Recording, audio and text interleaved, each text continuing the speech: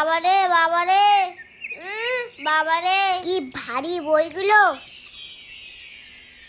এই নাও ঠাকুর, আমার বইগুলো সব তুমি নিয়ে নাও, আর তোমার সব বিদ্যাবতী আমার দিয়ে দাও, যাতে আমার পরীক্ষার আগে পড়তেই না হয়।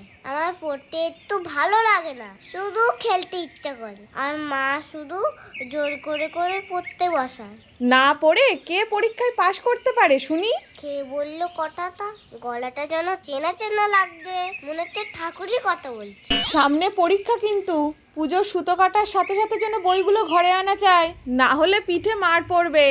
তুমিও এরকম বলছো? তোমার তো অনেক পাওয়ার, আমাকে একটুখানি দিয়ে দেবে, তাহলে আমি এমনি এমনিই পাস করে যাবো। তাহলে আমার মার হাতে কিলচর খেতে হবে না। শুধু কিলচর না, আরো অনেক কিছু অপেক্ষা করছে তোর জন্য। না পড়ার জন্য এইসব ফোন দিয়ে এটেছো তুমি? পুজো হয়ে গেলে যেভাবে বইগুলো নিয়ে এসছিস সেভাবে বাড়ি নিয়ে আসবি, সামনে পরীক্ষা। ও মা, তুমি এতক্ষণ ধরে কথা বলছিলে, তুমি কি আমার সব কথা শুনে নিয়েছো? মারা না সব কিছু জানে। ও ঠাকুর, তুমি আগে আমারে বাঁচাও।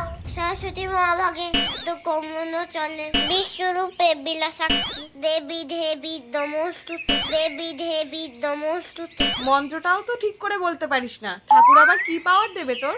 ও ঠাকুর, তুমি আরো 10 দিন থেকে যেও প্লিজ, আর আমার 10 দিন ছুটি।